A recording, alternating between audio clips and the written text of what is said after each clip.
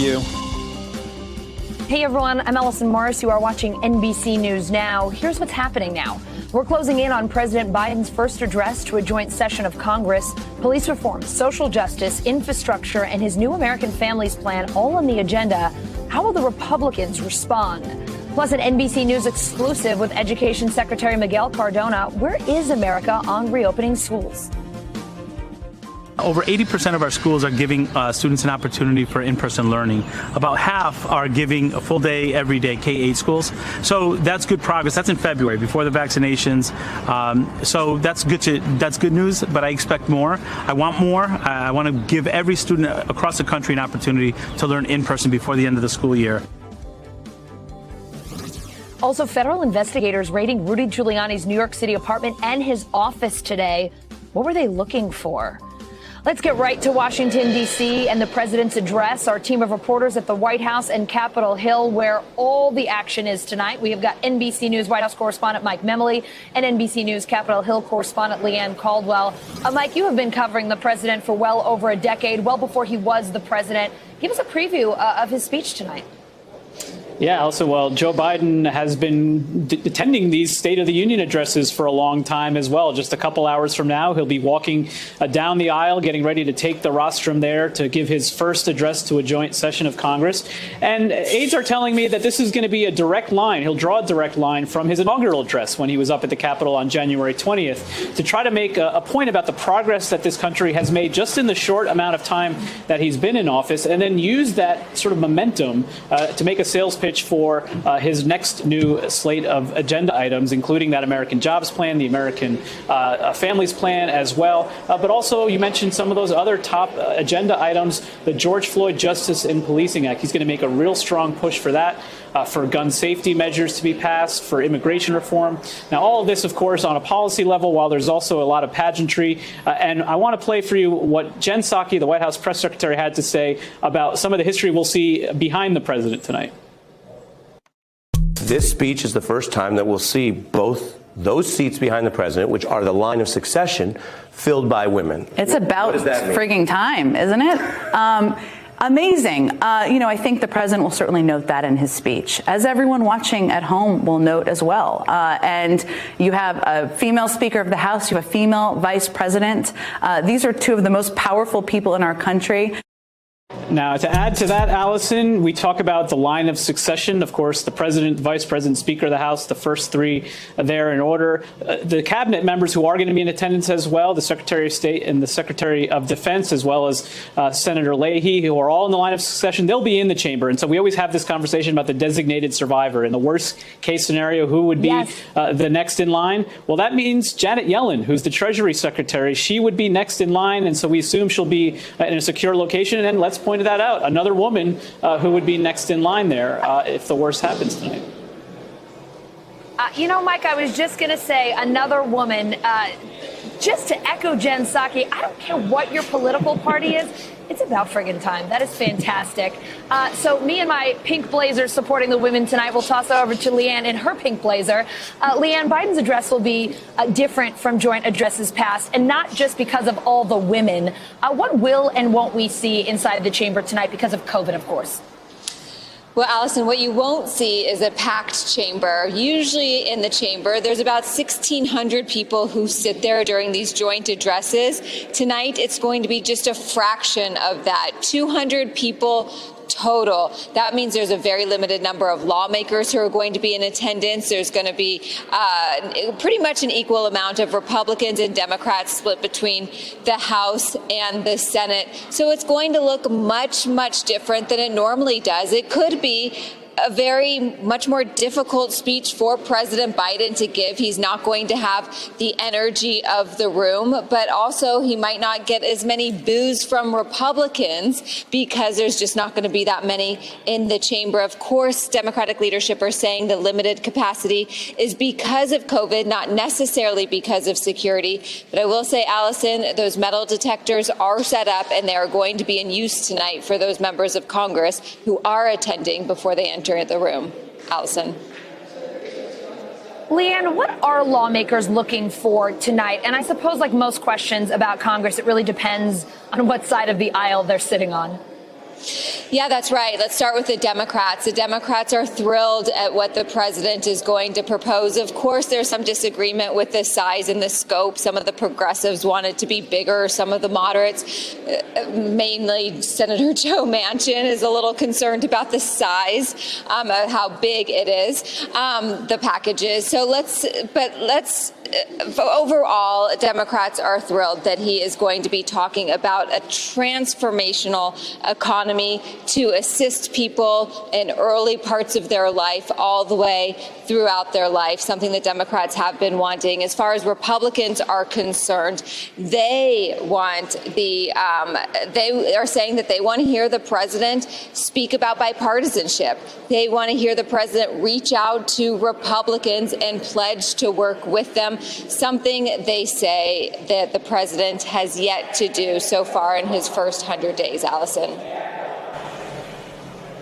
All right. So, Mike, so far we've had a $1.9 trillion coronavirus relief package, a $2 trillion jobs and infrastructure plan. Now we're talking about a nearly $2 trillion American Families Plan.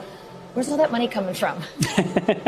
That's a very good question. Certainly a lot of sticker shock in the Capitol as lawmakers process what the White House is proposing here. Already the $1.9 trillion in the rescue plan, that was immediate spending over the next year or so. A lot of that, those $1,400 payments. But when you look at what's the biggest ticket items of the next round, the $1.8 trillion families plan includes more than $300 billion for universal pre-K, as well as a community college, free community college for those who want to get 2 years of an advanced degree. There's also an extension of the federal child tax credit, paid family leave. These are important price tag that is going to come from taxing wealthiest Americans, those earning more than $400,000, as well as investment income, treating the capital gains tax as if it were income.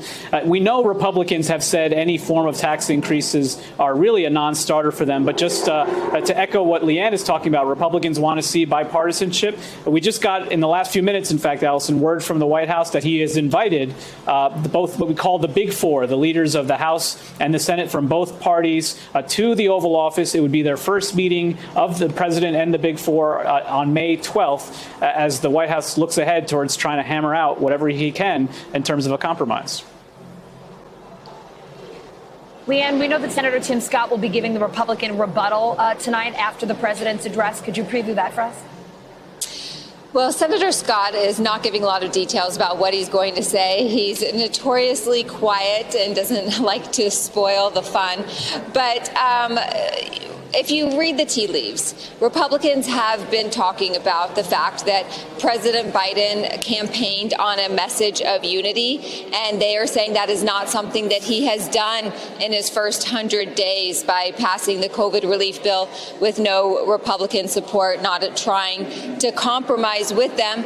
And then Republicans are praising their colleague, Senator Scott, as someone who is capable of unifying people and bringing the country together. So if you put all that together, I expect Senator Scott to talk a lot about unity, and I also expect him to talk some about police reform as he is leading those negotiations with Democrats up here in Congress, Allison. All right. Not to take anything away from President Biden this evening, but it is ladies' night. Mike, Leanne, thank you both so much. Yeah. Thanks, Allison. President Biden putting the finishing touches on his speech to Congress tonight. So what's going on behind the scenes at the White House right now? I want to bring in David Litt. He was a senior speechwriter for President Obama, and he's the author of Democracy in One Book or Less. David, it's awesome to have you on a big day like this. So tell us, because you're someone who's actually seen it happening, what's going on at the White House right now? Is this speech done, or will the president's writers be tweaking it till the very last minute? Well, every president is different, but I would suspect that particularly in a Joe Biden speech and a Joe Biden speechwriting process, he'll continue to make some changes till the very end. What is not going to change are the themes, the structure of the speech, the big ideas, and the story that he's hoping to tell. So, I think there's always small line edits right up till the end, but the big stuff, the big ideas, that tends to come early on, and you build out around that. President Obama was known to tell a joke or two. Here's one from his 2015 State of the Union. I have no more campaigns to run. My only agenda, I know because I won both of them.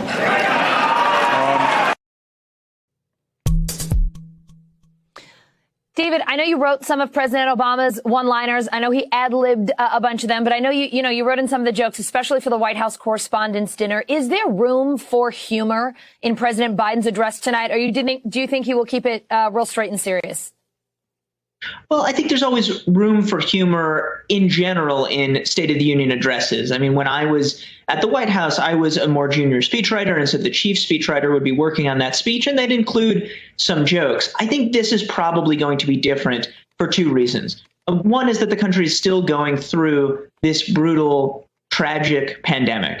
And I think that that is going to be the focus of President Biden's speech, because that's the focus of so many of our lives right now. We're not out of the woods. So I think that the times are more serious. And then also, I think one of the things, as you just heard there, and that was an ad lib from President Obama, by the way, that was not in the prepared remarks. But what you heard there was a boisterous moment where you had Republicans applauding the fact that he was done with his political campaign and he was there to kind of punch back a little bit. You're not going to have that back and forth. You're not going to have the live audience feel in the same way, because the audience is going to be so much smaller because of the pandemic related restrictions. So I think this will be a hybrid between the direct to camera, very quiet speeches of the campaign and the big audience speeches that we're used to. So, David, we know the American Families Plan will be front and center tonight. What are the keys to selling a policy in a speech like this? How do you really stick the landing? Because you can talk about the details of the plan all you want, but if you don't connect with the American people, if you don't connect with Congress, you really haven't sold it at all. Well, I think you actually raised exactly the challenge, which is that what connects with Congress and what connects with normal people are almost always entirely the opposite. Yeah. So what Congress is maybe focusing on is the big ticket numbers. They're focusing on the policy specifics. They're definitely focused on the politics of the bill. What most people are focused on is, what is this going to mean for me? What is this going to mean for someone who I know or my kids? And I expect what we will see is President Biden tonight will make a direct appeal. Even though Congress is the one in the room, he's going to make a direct appeal that says, if you are watching, this is why this is going to help you. This is why this is going to be government on your side, fighting for you. And I think after 4 really difficult years where we didn't have a president that was interested in fighting for all Americans, that's one of the reasons you're seeing President Biden so far breaking through with voters of both parties, even if Republican lawmakers have yet to come on board. David, you spoke to NBC News national political reporter Sahil Kapoor about how the Obama years shaped Joe Biden. You said that the biggest lesson learned is that Mitch McConnell does not act in good faith, and that Mitch McConnell's Republicans are running the same playbook, but that Joe Biden and his administration and the Democrats, this time they know what's coming. As a speechwriter, as someone helping Joe Biden prepare for tonight, how do you pre-butt the Republicans' rebuttal tonight, or just try at least not to hand them lines and phrases in your address that they are then going to run with tonight and throughout the week to try to make you look bad? Well, I would love to say it's all about the speechwriters, and there's some great speechwriters working on President Biden's address tonight. But ultimately, what you're really looking for is the stuff you don't have to say. And in this way, Joe Biden has an advantage that Barack Obama didn't for a lot of years. I mean, we spent years and years as a White House saying, trust us, things are going to get better. You're going to feel it if you just stick with us. What Joe Biden is saying is, hey, remember 100 days ago, you couldn't get a vaccine appointment. You couldn't hug your grandparents. You couldn't see your children or your grandkids. In many cases, maybe your kids were going hungry. You didn't know when they were going to go back to school. And all of that has changed in just 100 days. So that gives him a great platform to work with, because what people are seeing in their own lives is changes that have happened during his presidency. And that's taken him, because of the different crises they faced, that's taken Biden a lot less time than it took us. It took maybe 6 years before we got to that point in the Obama administration. Yeah, David, you bring up a great point. I mean, look, if you're trying to connect with the American people, talking about the ways their lives have changed and the ways we are coming out of this pandemic, certainly a way to do that. And I imagine we will see a lot of that from the president this evening. David Litt, such a pleasure to have you on today. Thank you for hanging out with us. Thanks for having me. President Biden speaking tonight inside a Capitol building that is still surrounded by fencing nearly 4 months after the January 6th riots. MSNBC anchor Eamon Moildeen is in Washington, D.C. with a look at the security on the Hill. Eamon, tonight's speech has been designated a national special security event. What does that mean, and what signs are you seeing there that the Capitol is more secure tonight? Yeah, Allison, in short, the short answer to that is that out of all the federal agencies, all the state, all the local agencies, law enforcement agencies that are responsible for their various jurisdictions of security, all of that is really just put under one command, and that is the command of the Secret Service. They are obviously responsible for guarding the president. They're responsible for securing high-level dignitaries in this country. And so when you have an event of this magnitude, the unified command becomes under the Secret Service. You're talking about some of the visible markers that we've been seeing here. Well, any minute now, the streets behind me here should be coming to a standstill because the major roads around the Capitol as of 5 p.m. Eastern time are supposed to shut down to the vehicle traffic. And so we expect as the night proceeds, more security to ramp up. In fact, a short while ago, we just saw a dozen or so National Guardsmen come here to the Capitol. And, there are about 2,500 National Guardsmen that are currently on assignment here in the Capitol ever since that January 6th insurrection. In addition to that, you have the WMD, the Weapons of Mass Destruction Civil Support Team. They're out here to respond in the worst case scenario to any potential threat or risk that comes as a result of an explosive device or perhaps even chemical hazard or any concerns on that front. So the amount of resources that have been put here to secure tonight's event, certainly unprecedented since the January 6th event. And as you mentioned, it is being designated as a national security special event under the command of the Secret Service today. Allison? So, Eamon, I have to ask you, right? I mean, I hear sirens behind you. I know the fencing's there. You've described sort of all the different forces and players and security involved. What does Washington, D.C. feel like right now?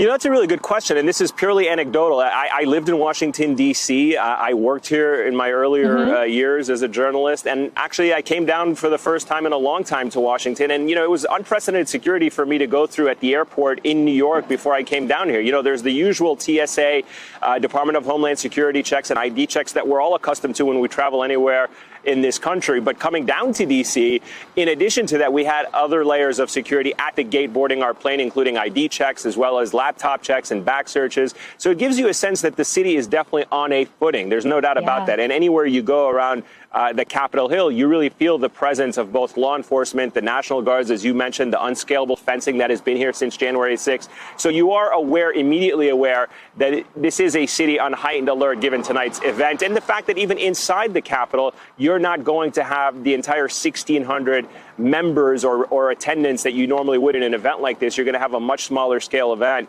with about 200 people. That's mostly for COVID restrictions, but nonetheless, it gives you a sense just the difference in tone and the atmosphere surrounding tonight's speech. Allison? Sure. COVID security, certainly all making this a little bit more of a low-key event with ramped up security. Eamon, thanks so much for your reporting. President Biden promised to reopen schools in his first 100 days in office. So did he deliver? Politico's reporting that while Biden is on the verge of meeting his school reopening deadline, most of the kids heading back to the classroom are white. NBC News correspondent Heidi Priscilla is in Alexandria, Virginia, where Education Secretary Miguel Cardona is touring an elementary school. Heidi, you got an exclusive interview with the secretary. What did he say about the administration's progress on reopening schools, particularly this issue that minority students are more likely to be out of the classroom? Allison, it's what he said, and it's what he saw here at this elementary school, and that is that ironically, many of the students who have fallen the furthest behind are the most reluctant to come back. So it's number one, it's about access, and number two, it's about hesitancy. Many of these students may come from families that are multilingual. They speak English as a second language. They may be living in multi-generational housing where there's a lot of concern about older individuals contracting COVID. Maybe they're living with someone undocumented. And then there's the issue of just the shame of the fact that many of these students have fallen so much further behind than their English-speaking counterparts. Take a listen to what the secretary had to say. It's not going to be easy, but educators have proven this past year that, they're willing to roll up their sleeves and do whatever is necessary to help children. So what I see happening is in communities like this one, where we have a before school program and after school program, they're already engaged with the community. How can we work with our health partners to give opportunities for families who recognize the school, recognize the teacher, recognize the principal, to feel comfortable coming here to get vaccinated or asking questions about how the schools are safe? And in a bit of news, Allison, the secretary did tell us that he is going to try over the next coming months to put together a best practices guidebook for all schools across the country, because we've never been through something like this before, this massive pandemic learning gap, and that this is something that the states and administrators, frankly, are clamoring for. So, Heidi, he mentioned the situation we're in, vaccinations. We know kids probably won't be eligible for vaccination until at best late this year. What is the Biden administration doing? What did the secretary tell you about what they're doing until then to keep schools safe and open?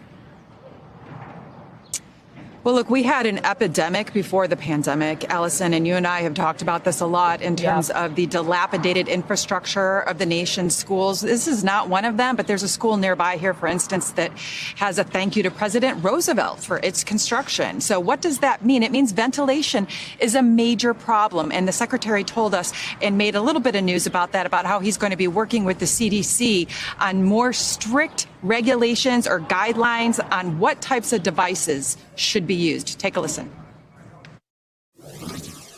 I've already started those conversations with Dr. Walensky. With Secretary Becerra and I have had conversations about how we can lock arms to make sure that as we move forward together. And we need those health experts that tell us what is a good strategy to make sure air quality is there, that ventilation and that the reduction of transmission possibility is possible. So he's doing this, Allison, because we know the air quality in so many of the nation's schools, tens of thousands of them, is so poor that they do need this guidance so that the schools aren't purchasing basically gimmick devices that are not good or that basically don't work, or that in some cases could even be negative for student health, Allison. Heidi, such important conversations to have, such important advice for those schools so they could keep students safe, not fall for gimmicks. Really appreciate your reporting on this important issue today. Thank you. Hey, it's that time. Simone Boyce is here, and she's got the latest headlines from NBCnews.com. Simone, the floor is yours.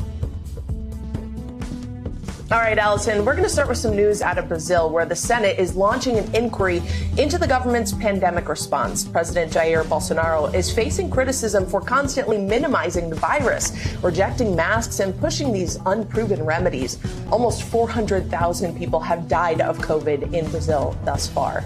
And China is criticizing Japan for deciding to release treated radioactive water from the Fukushima disaster into the Pacific Ocean. China's foreign ministry spokesperson calling the plan extremely irresponsible.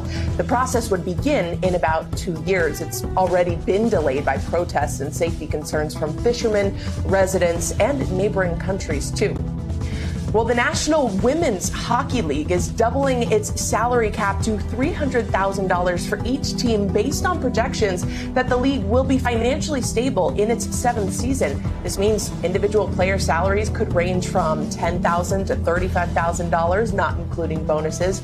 Now, while the league isn't profitable yet, they're looking to score some major sponsorship deals. And NASA delivering some really sad news today. Michael Collins, the astronaut that was part of the Apollo 11 mission, has passed away after his battle with cancer. Collins circled above the lunar surface while his colleagues, Neil Armstrong and Buzz Aldrin, took their first steps on the moon. NASA saying in a statement, quote, "The nation lost a true pioneer and lifelong advocate for exploration. He helped our nation achieve a defining milestone."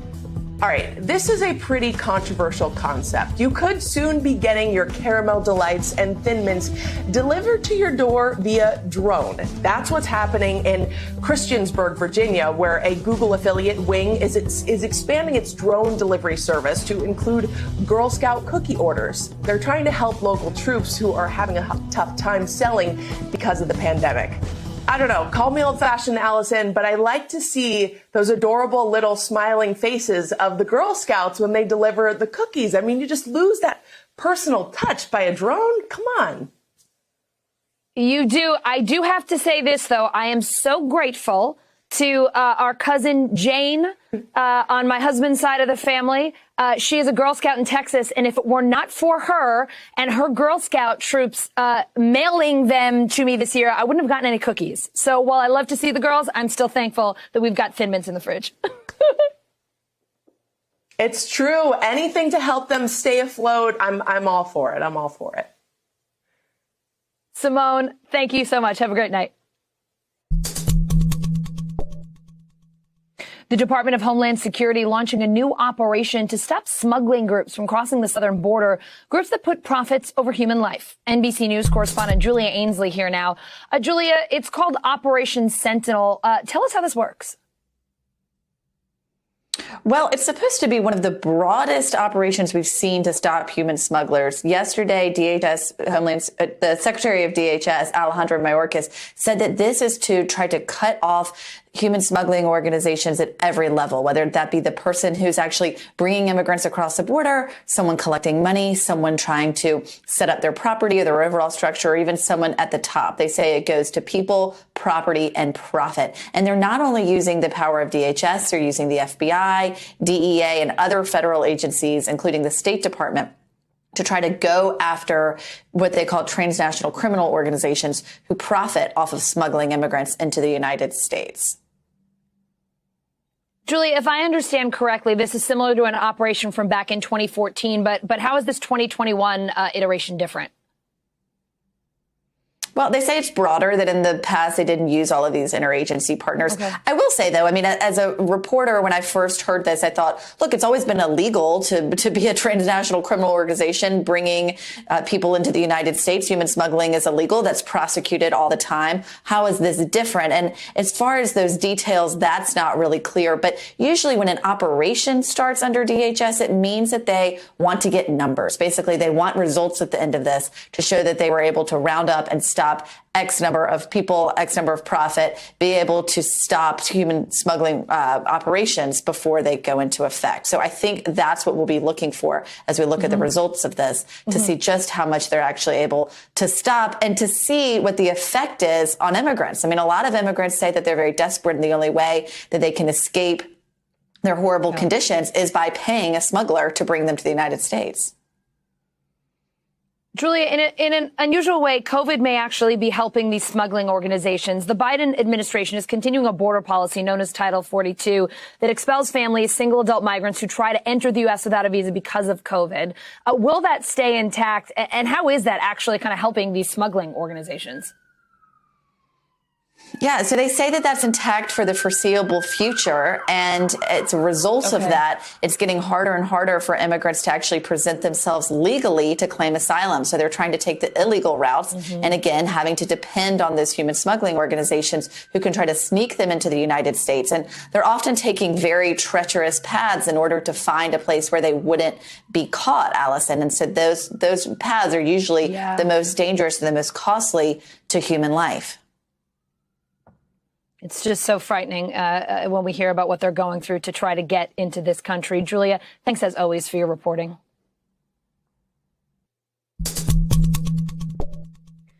There is no question the politicians in Washington are divided on immigration, but what does the rest of the country think about President Biden's approach to immigration reform?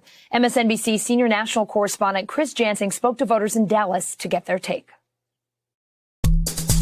Hey there, Allison. Very big speech for the president tonight. He's got a big job to convince Americans that after president after president after president failed to get through comprehensive immigration reform, he's the one to do it.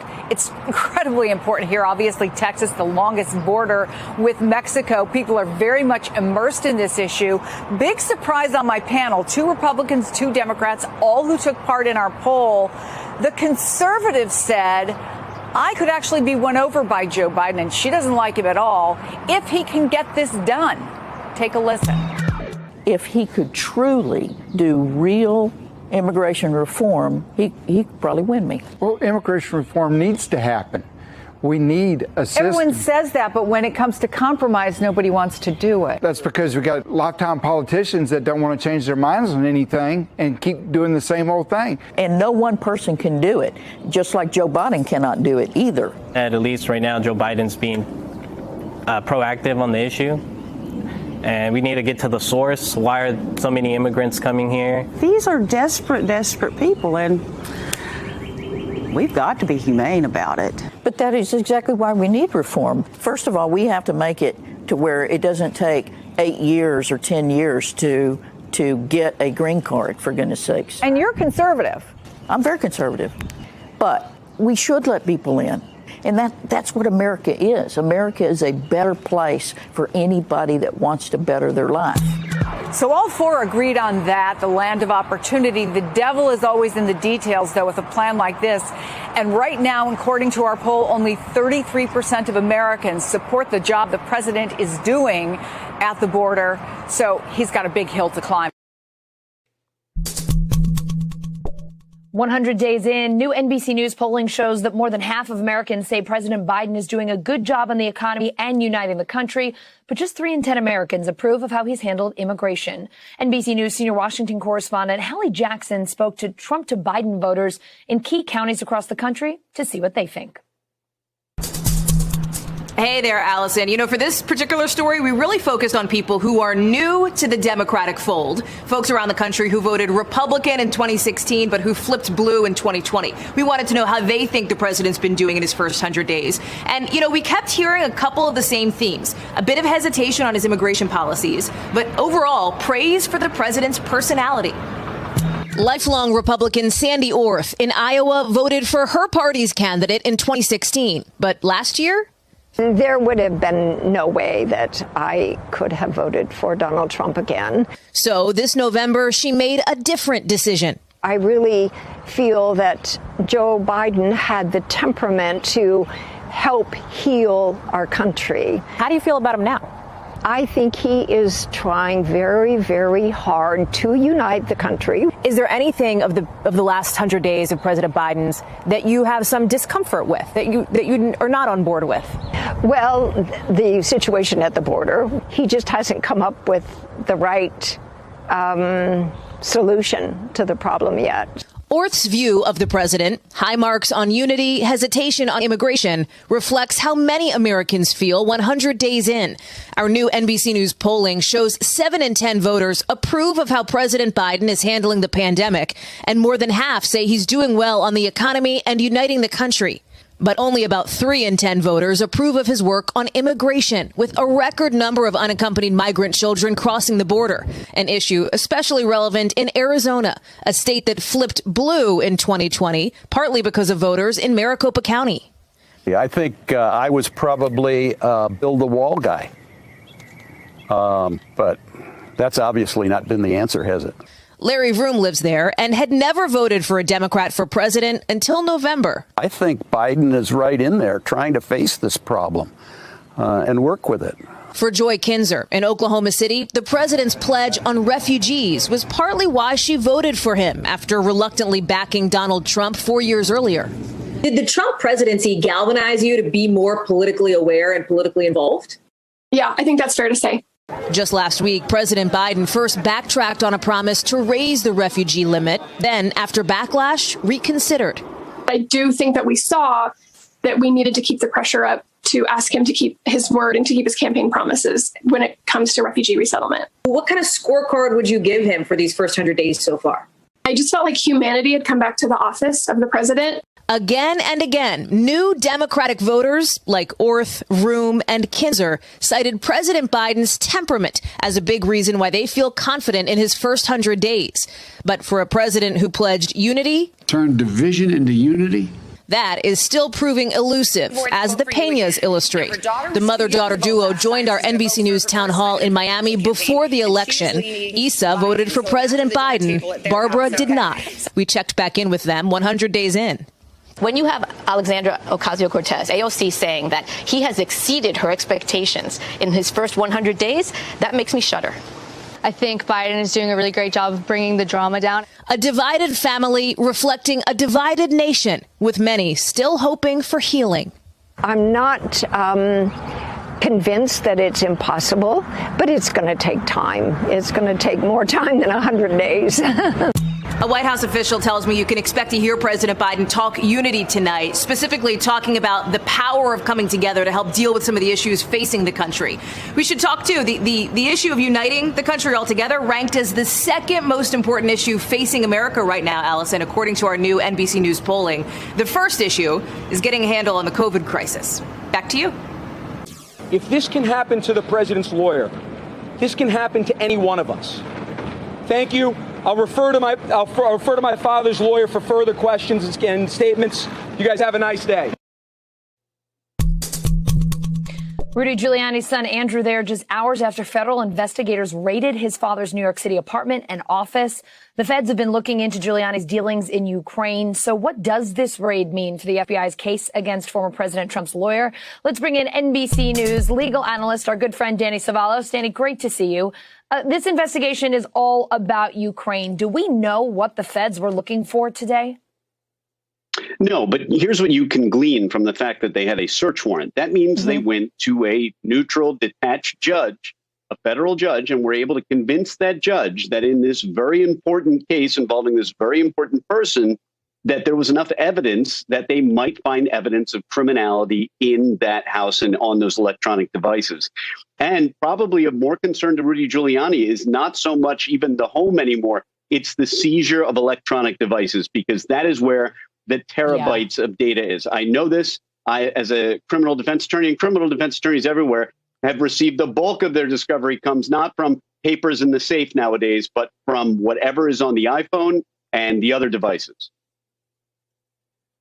Yeah, it's all about the text, the emails, all that kind of documentation now, right? No one's collecting file folders or you know, the kind of paperwork that they used to, I suppose. You mentioned, Danny, that getting a search warrant really requires a probable cause, approval from a judge. What else legally goes into a day like this, and what happens now? Oh, this takes a long time. I read that they executed the warrant at 6 a.m. That's pretty standard procedure. Catch people when they're just waking up and not likely to give you any trouble. You come in, it's a whole team, a number of people will be on all the documentation, all the seizure, everything gets bagged, everything gets a number, everything gets itemized. They keep meticulous track of this. They generate almost as much paperwork in the seizure as the stuff they seize. So they will be organizing this and going through it. And I mean, when you talk about what you can learn from somebody's data, if it's out there, it's usually on the devices. It could also be on the paperwork he keeps at home. You know, maybe Giuliani's old school, maybe he keeps notes, handwritten notes.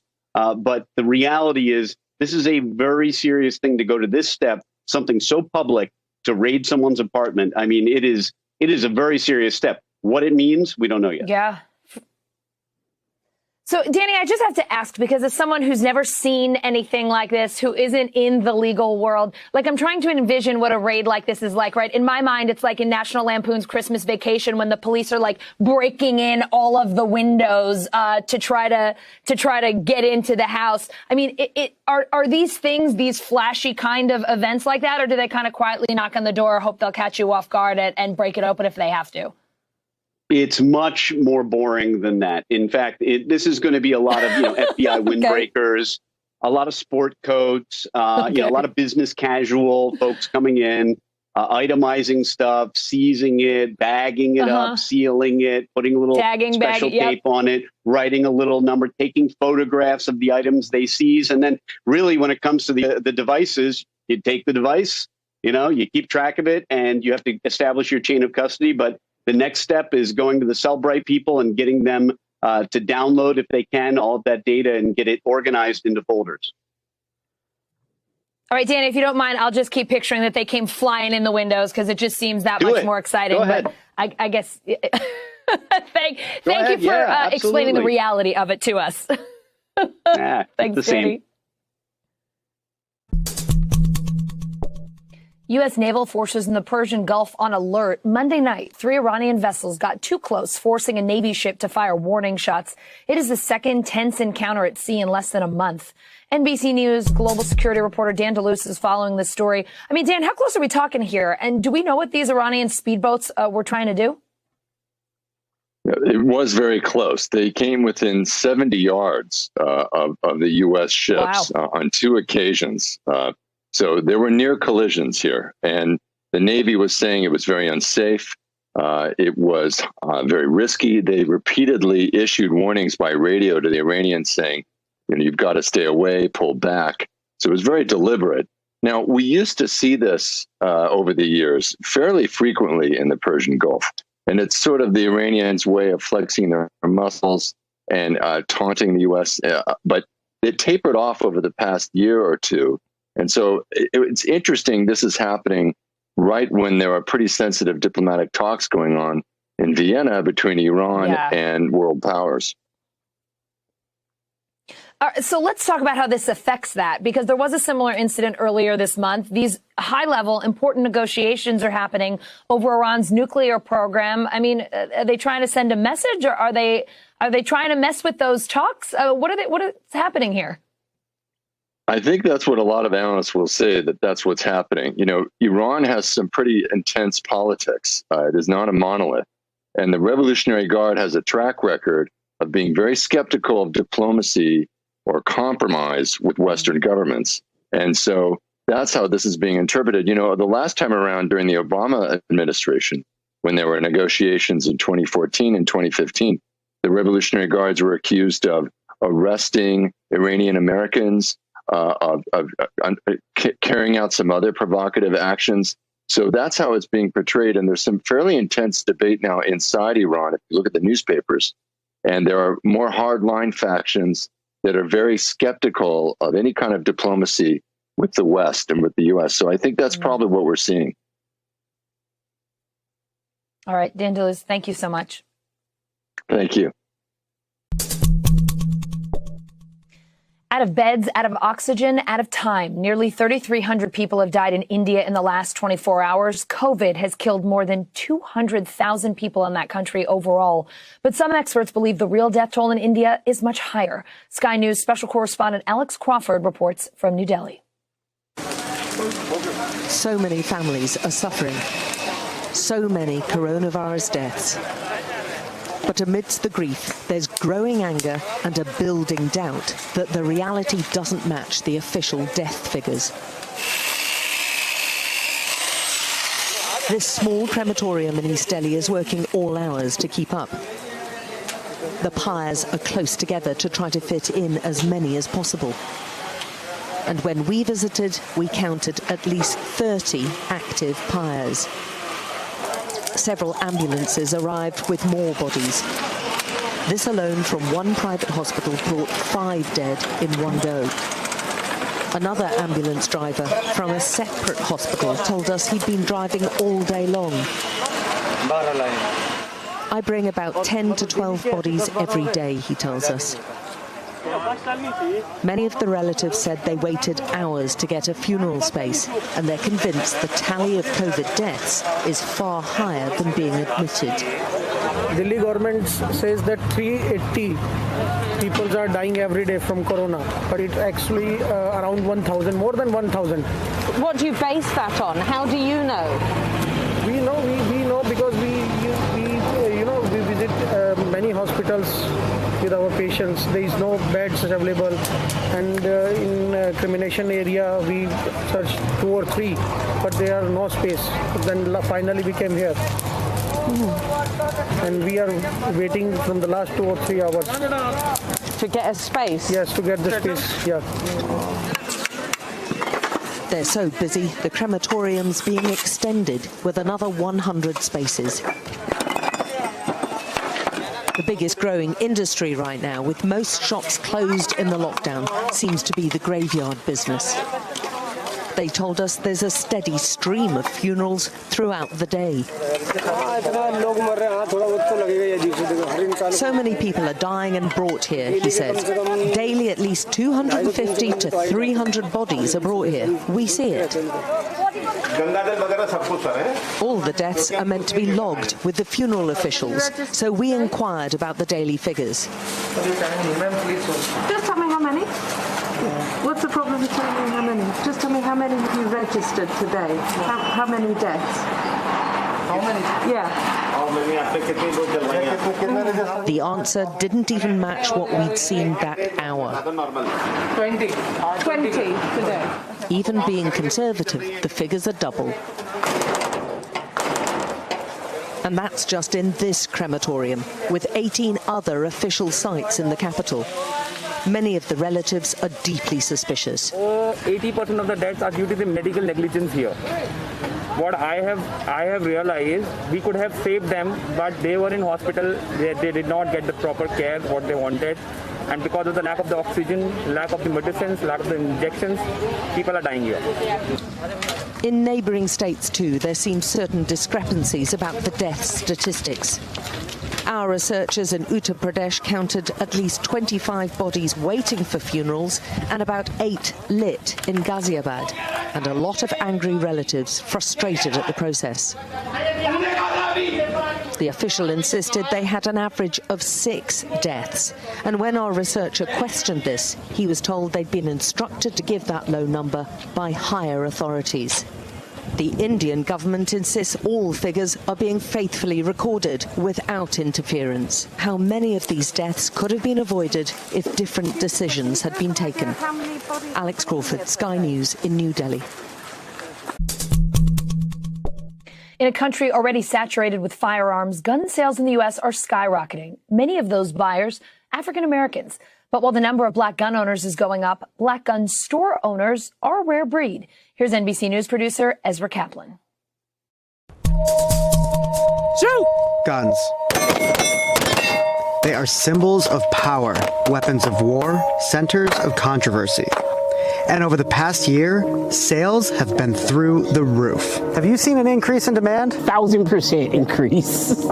Since the beginning of March last year, the FBI has conducted over 46 million firearm background checks. The National Shooting Sports Foundation found that 40% of those sales were for first-time buyers. The single stack was just one line. Pop open like that, you know I'm very, very, very bougie and anal. And that purchases by black Americans increased more than any other race, up 56%. I'm a licensed gun owner here in California, and I've been going to the ranges for over a decade.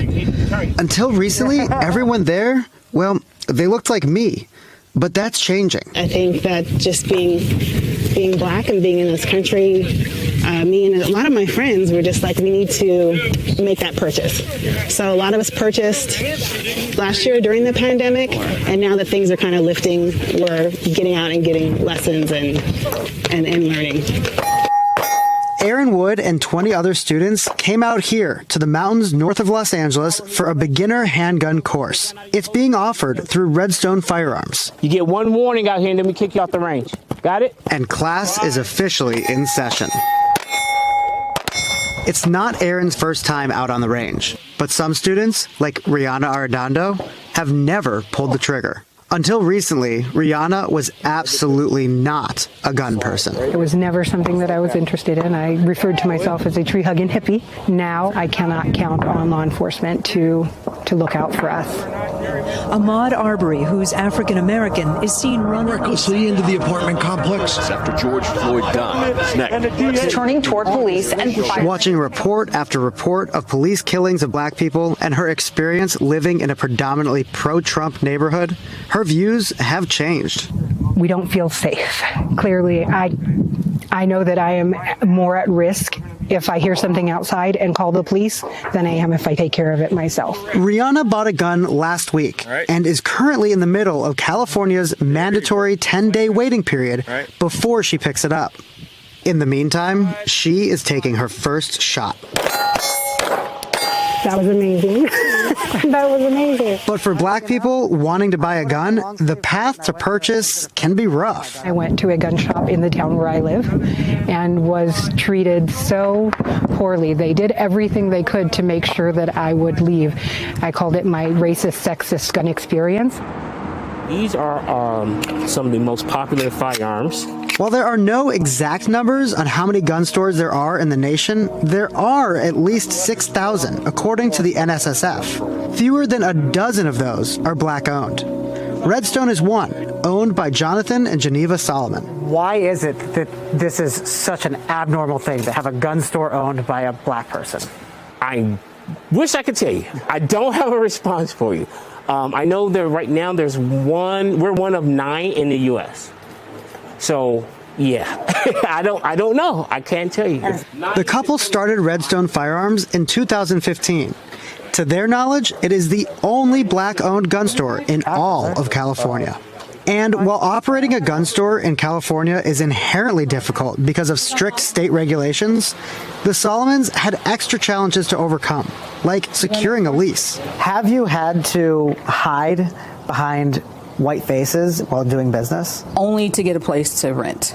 We haven't had to do that for anything else. But as far as renting a space, we've hit a lot of roadblocks. Geneva is an unlikely gun store owner and emerging leader in the black gun world. My dad was shot when I was 2 years old, and so we didn't talk about guns in the house at all. After ending a relationship that scared her, Geneva decided that she needed to be able to protect herself and her daughter. So what was it like buying your first gun? It was horrible. It was a terrifying, horrible experience, not just because I was buying the gun. It was because of how I was treated. Geneva is also on the executive advisory board of the National African American Gun Association. It's an organization creating a safe space for you to be able to learn about the history of firearms in the African American community, knowing that, we're a brotherhood and a sisterhood, we're a family. In a way, it's the black community's answer to the National Rifle Association. My ancestors didn't have the right to carry a gun when the Second Amendment was written.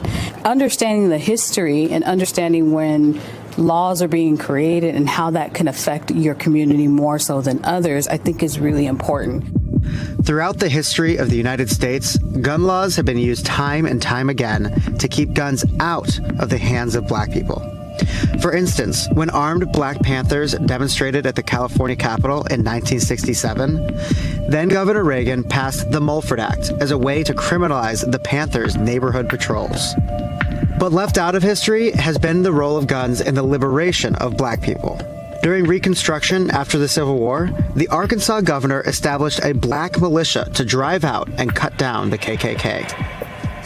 And even in the nonviolent civil rights protests, guns were present. Martin Luther King Jr. himself applied for a concealed carry permit shortly after his house was bombed. That application was denied. You guys are moving way too slow. Your doors are covered. You close the door, you expose your body. Do it again. For Jonathan and Geneva, education is just as important as selling the guns. They want to see black gun owners move past proficiency and become experts. Is it a good thing that there's more black people owning guns? Absolutely. Absolutely. Hey, NBC News viewers, thanks for checking out our YouTube channel. Subscribe by clicking on that button down here and click on any of the videos over here to watch the latest interviews, show highlights, and digital exclusives. Thanks for watching.